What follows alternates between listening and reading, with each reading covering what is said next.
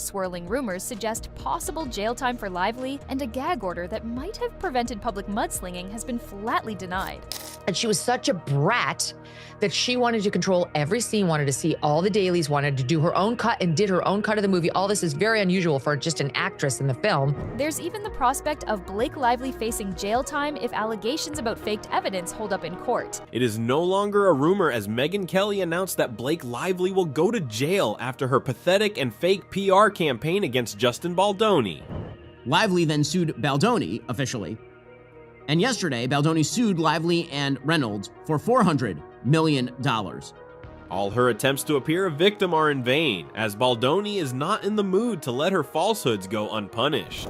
And used threats and coercion and bullying to do it. So, we are going to see Hollywood's sweetheart in court, potentially facing a sentence for making the truth a little too malleable. Whispers suggest she provided, or endorsed, allegedly doctored evidence in her countersuit. If true, and if proven in court, that could lead to perjury or obstruction charges, crimes that carry the potential for jail time. Oh, Blake Lively facing jail time? It sounds like a plot twist from a true crime documentary, doesn't it? Our sweet, sparkling actress, best known for her role in Gossip Girl, suddenly went on trial. How could this be? Well, it's a little more complicated than the scandalous Instagram captions she's used to. In fact, Lively has managed to attract a lot of trouble due to her fake PR stunts and pathetic attempts at becoming a Hollywood queen. When Justin Baldoni filed a defamation lawsuit against Blake Lively, fans and industry insiders were blindsided by the scale of his claims. He argued that Lively spread falsehoods about his directorial style, painting him as a tyrant who locked her out of any creative input. It sounds like a juicy plot twist in a legal drama, but seriously, if it turns out that Lively doctored evidence for her countersuit, she could face charges like perjury or obstruction, along with defamation charges that furious Justin Baldoni has filed against her. Yes, she is in a heap of trouble that can lead to a long time in jail. Legal experts caution that rumors of a 5-year sentence are likely inflated, but the mere mention of prison for a Hollywood star, C-list or otherwise, generates headlines. Let's count the number of court punishments Lively can face in the near future. According to California Penal Code Section 118 PC, perjury can result in a prison sentence of up to 4 years. If the court decides to make an example out of Lively, she could be facing a fine of up to $10,000 and even life imprisonment. And that what in fact happened was Justin didn't harass Blake. Blake was interested in wresting control of this movie away from Justin, who was the director and the producer. She was just an actress in it.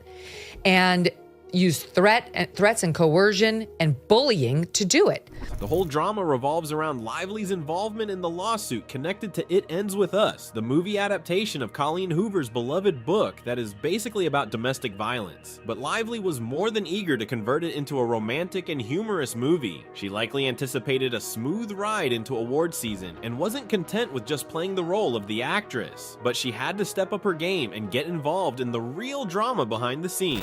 It had done a defamatory report on Blake Lively's claims that she was allegedly harassed by this guy when they shot the movie It Ends With Us, a film about domestic violence. On one side, there was an actress who wanted to be the screenwriter, editor, and producer of the movie, while on the other hand, there was the real director who wanted to create a masterpiece. Lively remains engaged in the power grab game with Baldoni throughout the shooting time of It Ends With Us, escalating the situation to such an extent that she is now facing numerous lawsuits. Away from Justin Baldoni, it was his film, he was the director, he's the producer, he's the one who found the book and got the idea for it. And she was such a brat that she wanted to control every scene, wanted to see all the dailies, wanted to do her own cut and did her own cut of the movie. All this is very unusual for just an actress in the film. According to the lawsuit, she used threats and manipulation to get her way, trying to force Baldoni out of his project. Reports claim she allegedly went toward the studio executives, pressuring them to sideline Baldoni. Critics slammed the movie's inconsistent tone, a jarring blend of tearful confessions and misplaced humor that clashed with the book's raw themes. Box office numbers further underscored the film's failure to resonate. That left everyone asking. She wanted couture dresses, humor, and glamour in the movie, while Baldoni was more into portraying the rugged and realistic setting. Due to her so-called creative side, the initial shoot pictures of the movie were rejected by the audience, and Baldoni had to reshoot the scenes to make the movie a success. My favorite part of what I've read of this suit so far is that Blake Lively did not even read the book that the movie was based on. Correct. And we're not talking War and Peace. This is a book that's probably written at a second grade reading level. It is so embarrassing. The lawsuit claims that Lively never even read the novel It Ends With Us. Colleen Hoover has confirmed it in her TikTok video. Despite the lack of real information, she wasted time on things like wardrobe changes and unnecessary production adjustments. The whole thing escalated into a bitter legal battle where some big names, such as Ryan Reynolds and lovely Taylor Swift, were present. Lively is accused of potentially falsifying evidence, which could land her in some pretty hot water. It's going to be the kind of lawsuit that is full of evidence, admissions, documents, which prove exactly what she did and how she bullied her way through the process to take over the movie. You see, in her countersuit against Baldoni, she allegedly doctored evidence to make it appear as though Baldoni was sabotaging her performance. Instead of agreeing to her mistakes, she is portraying Baldoni as the villain. Whether it's edited emails, doctored text messages, or just a really questionable take on the truth, if it turns out she did this, then hello, perjury charges. No longer just the poster child for effortlessly chic, I woke up like this looks. She could be trading in her red carpet gown for an orange jumpsuit. Megyn Kelly didn't hold back, talking about how badly Lively is screwed as her entire legal strategy is crumbling. Justin has 168 pages of a website that is full of messages and evidence proving his innocence and unveiling the malicious actions of Lively. Justin Baldoni has put out a website with tons of receipts in regards to the entire It Ends With Us situation with Blake Lively. Megyn has gone as far as comparing her court meltdown with Amber Heard 2.0, which honestly isn't a comparison anyone wants. Well founded that it's Taylor Swift, her BFF, at the Reynolds penthouse in Manhattan, where Ryan Reynolds allegedly bullied Justin so badly that a Sony representative who was there, the production team behind the movie, and her biggest takeaway was, I am very sorry that I let him get away with doing that to Justin. After perjury charges, there are defamation charges against her too. Oh, by the way, don't forget about the $7 million that another PR firm is demanding from Lively in the court because her false statements have destroyed their career.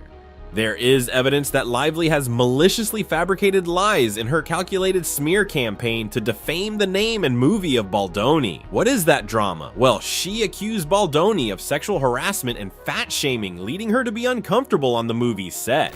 Ryan Reynolds, one of the things he allegedly exploded on Justin Baldoni over was alleged fat shaming of Blake, because I guess when she was shooting this movie, she was postpartum and she was trying to get back into shape. Lively accused Baldoni of fat shaming her after he allegedly asked her trainer about her weight for a scene where he had to lift her.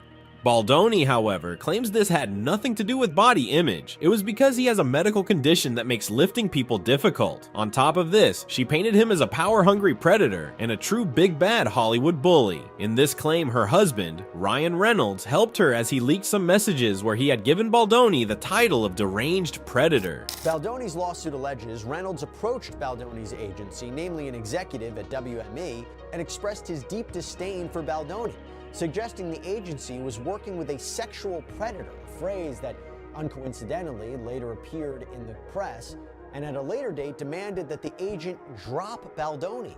This is a pathetic lie of Ryan, as he and Baldoni used to be great buddies. Megyn Kelly believed that Lively allegedly used her marriage to Ryan Reynolds as a bargaining chip to pressure Baldoni. Reports suggest Reynolds was heavily involved in behind-the-scenes confrontations, particularly one heated argument where he allegedly reamed out Baldoni. By the way, in this heated argument, Taylor Swift was also present, and she was on the side of Lively. Well founded that it's Taylor Swift, her BFF, at the Reynolds penthouse in Manhattan, where Ryan Reynolds allegedly bullied Justin so badly that a Sony representative who was there, the production team behind the movie, and her biggest takeaway was, I am very sorry that I let him get away with doing that to Justin. Baldoni claims Reynolds went full-on Deadpool mode and aggressively confronted him in a Manhattan penthouse meeting. And to make it even better, a Sony representative allegedly regretted letting it happen.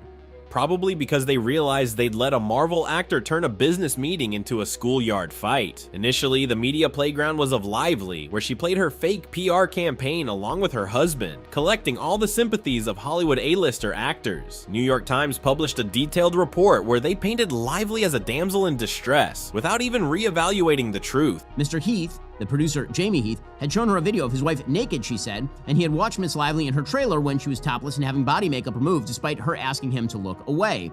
She said both men repeatedly entered her makeup trailer uninvited while she was undressed, including when she was breastfeeding. Every feminist, including Taylor Swift, was on her side, and now the plot thickens. The lawsuit suggests that Lively dragged Taylor Swift into this mess, positioning her as some kind of powerful ally in the conflict. Because obviously, when you're trying to take over a film, the best move is to bring in your billionaire bestie. But Megyn Kelly believed that it was going to backfire on Lively, as Taylor Swift has distanced herself from her. Though she wasn't fully aware of the extent of the project's developments, her rep said, quote, "She is confused by the claims in the suit, as her connection to Blake is purely a friendship with no interest in influencing or controlling Blake's projects," end quote. She has mentioned that she had nothing to do with this lawsuit, and she is even pissed at Lively for dragging her in this mess. That's why Megyn strongly believes that Lively is going behind the bar. As a penalty of defamation, Lively has to face a financial struggle, as Brian Friedman has filed a $400 million defamation court suit against her and her husband. He has strong evidence, for example, Baldoni's 7-minute voicemail that proves he is a powerless Hollywood actor, not a strong bully predator.